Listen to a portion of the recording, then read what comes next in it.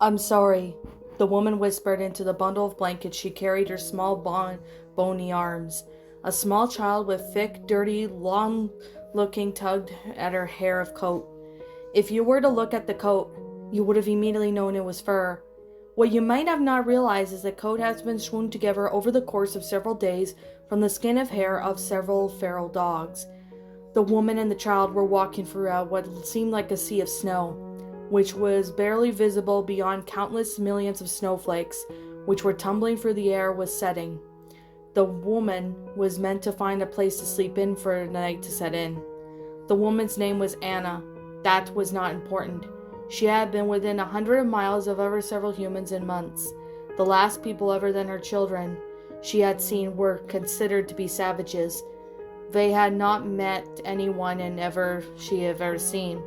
This was easy, then you ate your own dead. She knew she would never stoop so low. The baby in Anna's arms began to cry. "Shush, Margaret. Mommy's here."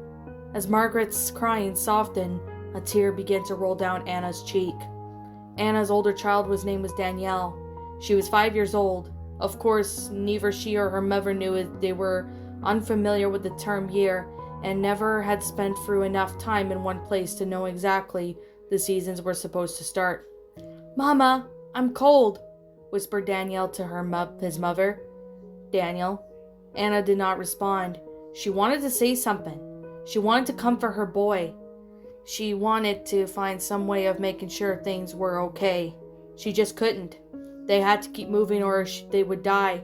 She cannot let that happen. They walked for a very long time. Darkness settled around them. It was so incredibly dark that for some time they believed themselves to be walking through a thick forest.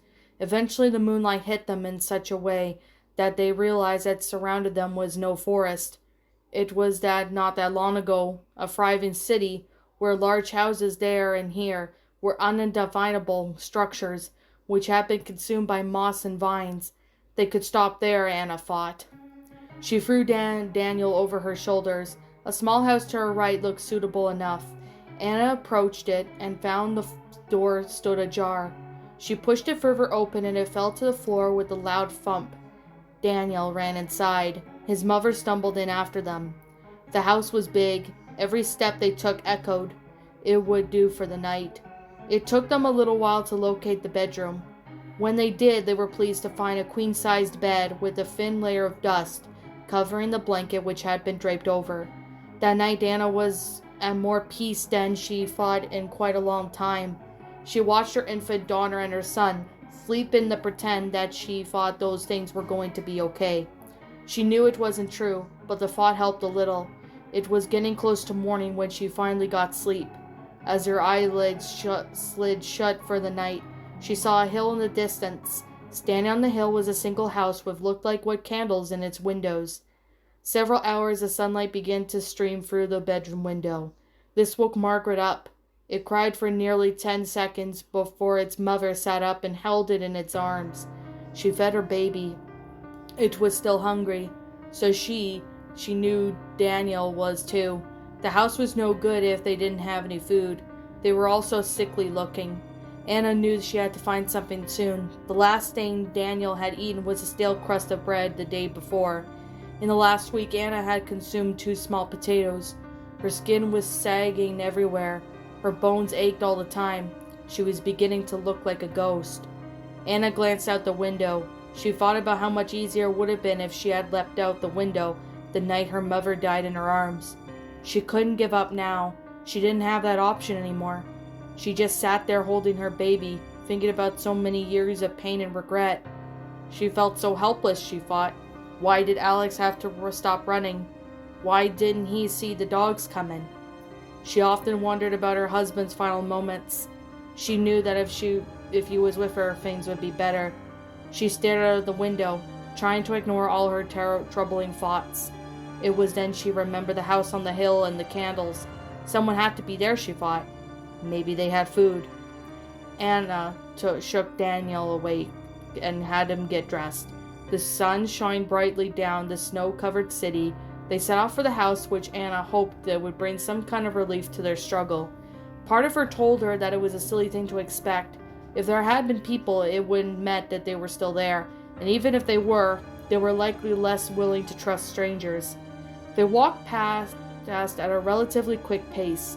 The snow was very thick, and were sore and were tired, but they still kept moving. After a half an hour or so, the snow began to fall heavily once again. It was nearly blinding. They marched on. Every step was harder than the last.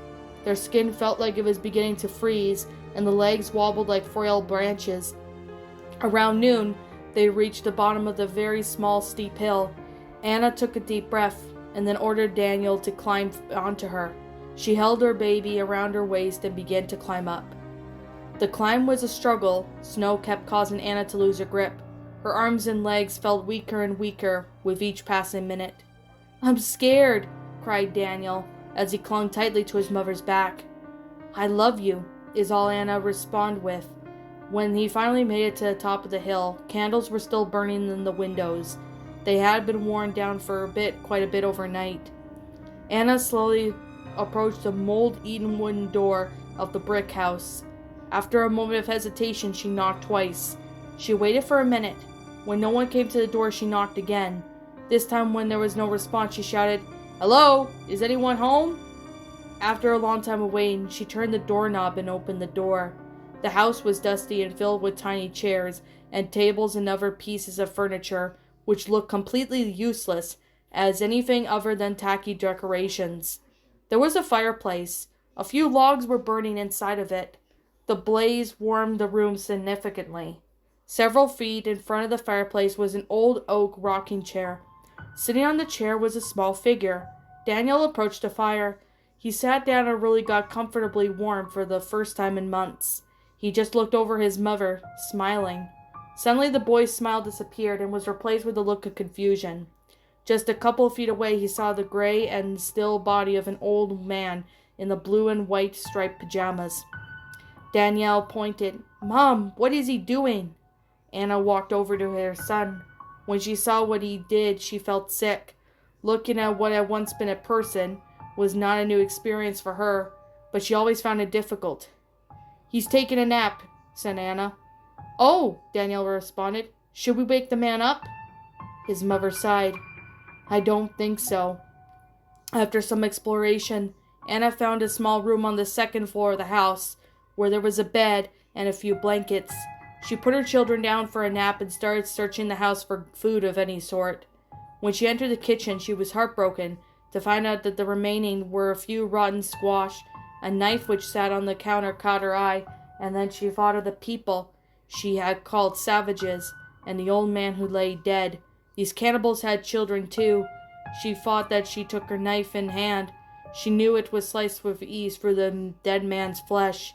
Anna was at first disgusted by what she wanted to do. Then she thought of digging her children's tiny graves. She thought of the pain they would go through. She knew there was no other option. That night, Anna and Daniel ate their fill of strange red meat. What's up, my pretties? It's the Lion Queen here. I want to appreciate you all for tuning into this video. And I do appreciate you guys supporting my video by giving this video likes and stuff.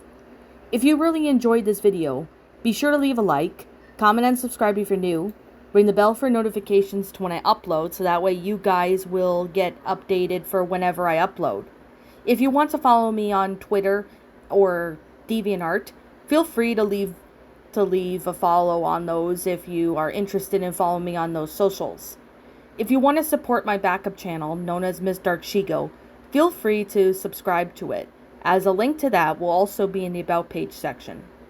And with that being said, and that being the case, thank you so much for watching, my pretties, and as always, stay pretty.